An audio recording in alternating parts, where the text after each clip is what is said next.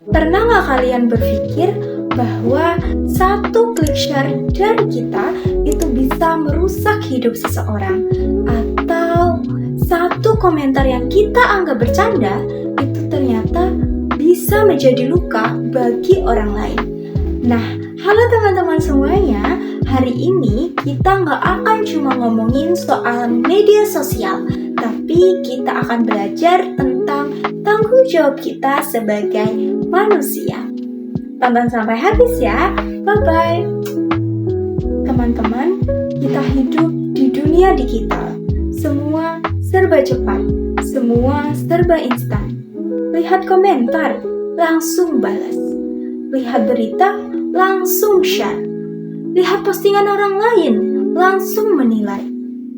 Kadang kita sering lupa satu hal penting. Tidak semua yang kita lihat itu benar. Tidak semua yang kita pikirkan harus diketik. Dan tidak semua yang viral itu pantas disebarkan. Hoax menyebar lebih cepat daripada kebenaran. Komentar negatif keluar lebih mudah daripada simpati. Dan tanpa kita sadari, kita bisa menjadi bagian dari masalah itu. Jadi, bagaimana caranya agar kita menjadi pengguna yang bijak? Nah, teman-teman semuanya, di sini aku akan menge-share kepada kalian gimana sih caranya kita menjadi pengguna media sosial yang bijak. Pertama, berhenti sejenak sebelum bertindak. Jangan langsung klik share atau komen. Biasakan untuk cek dulu sumbernya, apakah dari media terpercaya atau hanya judul sensasional. Karena banyak sekali informasi di media sosial dibuat untuk menarik perhatian, bukan menyampaikan kebenaran.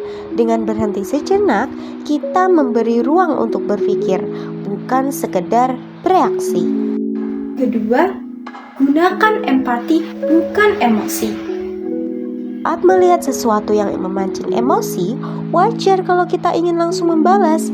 Tapi coba pikirkan, bagaimana kalau kita berada di posisi orang tersebut? Komentar yang menurut kita biasa saja bisa jadi sangat menyakitkan bagi orang lain. Menggunakan empati berarti kita memilih kata-kata yang membangun, bukan menjatuhkan. Ketiga, kendalikan, bukan dikendalikan. Media sosial dirancang agar kita terus scroll tanpa henti. Kalau tidak sadar, waktu kita bisa habis hanya untuk melihat hal yang sebenarnya tidak penting. Yuk mulai atur waktu penggunaan, misalnya gunakan hanya di waktu tertentu. Isi juga waktu kita dengan aktivitas nyata, belajar, berbicara dengan keluarga, atau melakukan hobi. Karena pada akhirnya kehidupan nyata jauh lebih penting daripada kehidupan di layar. Nah teman-teman, itulah tadi cara untuk kita menjadi pengguna media sosial yang bijak dan sesuai dengan tanggung jawab kita sebagai manusia.